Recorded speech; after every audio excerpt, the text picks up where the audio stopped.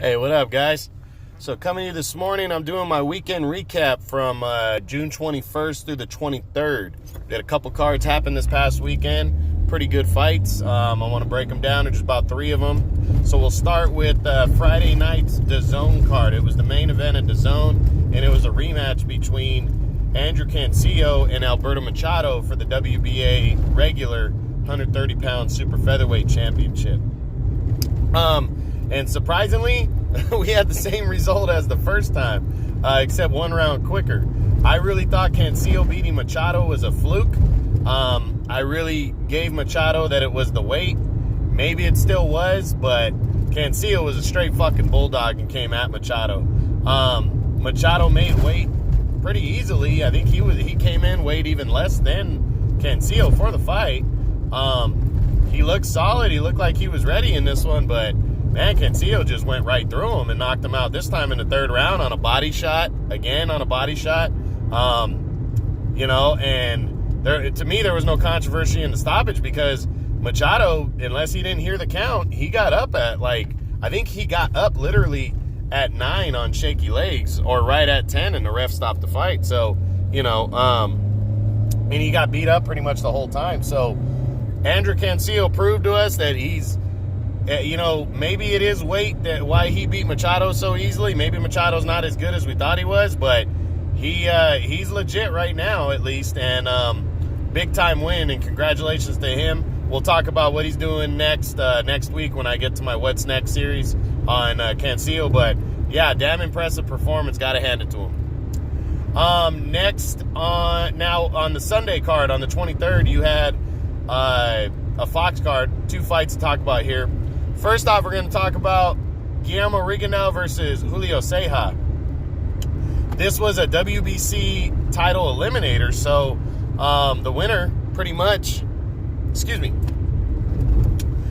is pretty much the number 1 contender now, from what it seems, for undefeated WBC champion Rey Vargas. Vargas is fighting Tomoki Kameda in July coming up here, and I think the winner of that fight, for all intents and purposes, will be getting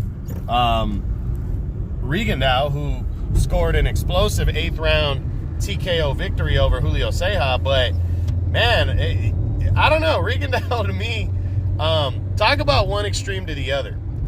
This is a guy that never put himself in harm's way, never traded, always boxed, but again, never really threw himself out there to get hit at all. It was kind of it was Mayweather-esque, He's a great boxer, not taking that from him at all, but the guy just refused to engage. And now he went out and, in my opinion, put himself at risk way too much. Ceja's a good fighter, a former champ. But Rigondeaux decided to go toe-to-toe with them instead of boxing at all. He just left all boxing out the door. And the thing is Rigondeaux put himself at risk in this fight. He was actually losing the fight on the cards, and he put himself at risk because, he got hurt a couple times too. Ceja was landing some good hard shots on Rigondeaux. But Rigondeaux, his pinpoint accuracy, and he laid him out with a big left hand, and, big win. But I don't know how that's going to hold up. But it was a good, victory for Rigondeaux, to show everybody that, he's willing to bang, but you can tell he's not used to it. He's 38 years old. Man, he picked a hell of a time to start brawling. And again, I'm not saying go back to his normal boring-ass style, but kind of boxer-puncher here, buddy. Don't be just a puncher and don't be just a boxer, kind of find that middle ground, because he goes in against Rey Vargas like that, who can take punches and who's a good fighter himself. He's gonna get beat against some of the top guys, and it's just not gonna work out for him the way he's planned. If he continues to fight this way. But good win, good knockout. Got to hand it to him. We'll see what he does next. So that's on Rigondeaux. Now, in the main event of the Fox card, you had Jermell Charlo facing off against Jorge Cota. Charlo was supposed to be facing Tony Harrison. Harrison got hurt, and now it's Cota stepped in his place. first round, Cotto didn't look bad, to be honest. He was getting in there. He was landing decent shots. He was kind of unafraid, but second round, Charlo just timed him with that right hand and caught him clean and knocked him through the ropes. And, I mean, Cotto should have never been allowed to continue because he just got fucking blasted on the very next shot. But, you know, great knockout for Charlo. You know, that's what he should be doing against a guy like this.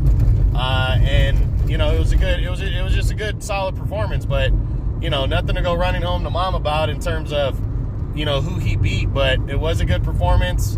And we'll discuss Charlo and his what's next later on. So that's it, guys. Hope you enjoyed this. I'll be back tomorrow with the weekend preview. We got a good weekend coming up of boxing.